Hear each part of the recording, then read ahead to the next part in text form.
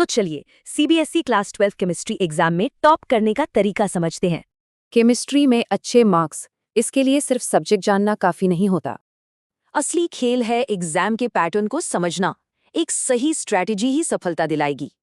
माना कि सिलेबस बड़ा और मुश्किल है, पर एक अच्छे प्लान से इसे आसान बनाया जा सकता है। तो सफलता का रोड मैप क्या है? Official marking scheme. चलिए इसे डिकोड करते हैं। ये टेबल 70 मार्क्स के थ्योरी पेपर का पूरा ब्रेकडाउन दिखाती है।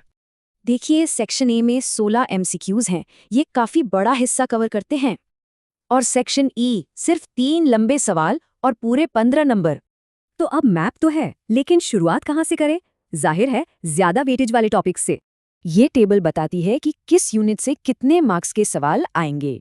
साफ दिख रहा है, इलेक्ट्रोकेमिस्ट्री, एल्डिहाइड्स और सॉल्यूशंस सबसे ज्यादा स्कोरिंग है। इसे और बेहतर समझने के लिए सॉल्यूशंस चैप्टर का केस स्टडी देखते हैं। तो शुरुआत करते हैं एकदम बेसिक से, यानी सॉल्यूशन की परिभाषा से। ये पूरा चैप्टर दरअसल सॉल्यूशंस की कॉन्सेंट्रेशन को एक्सप्रेस करने के बारे में ही है। मतलब साफ है, इस चैप्टर के लिए इन जरूरी फॉर्मूलों पर पकड़ बनानी होगी। लेकिन कहानी में एक ट्विस्ट है। कभी कभी विलय यानी सल्यूट ठीक से बिहेव नहीं करते, और यहीं पर एंट्री होती है van 't Hoff factor i की, जो इसे ठीक करता है। एक सल्यूट या तो टूट सकता है, जिसे डिसोसिएशन कहते हैं, या जुड़ सकता है, जिसे एसोसिएशन कहते हैं। देखिए, डिसोसिएशन से पार्टिकल्स बढ़ते हैं और एसोसिएशन से कम हो जाते हैं। जैसे पानी में नमक, एक यूनिट कई आयनों में टूटती है तो I 1 से ज्यादा होता है।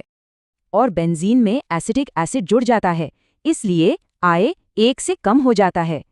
तो फिर पूरे सिलेबस के लिए विनिंग स्ट्रैटेजी क्या होनी चाहिए? बस ये 3 आसान स्टेप्स फॉलो करने हैं। पैटर्न समझें, वेटेज को प्राथमिकता दें और कॉन्सेप्ट्स पर पकड़ बनाएं।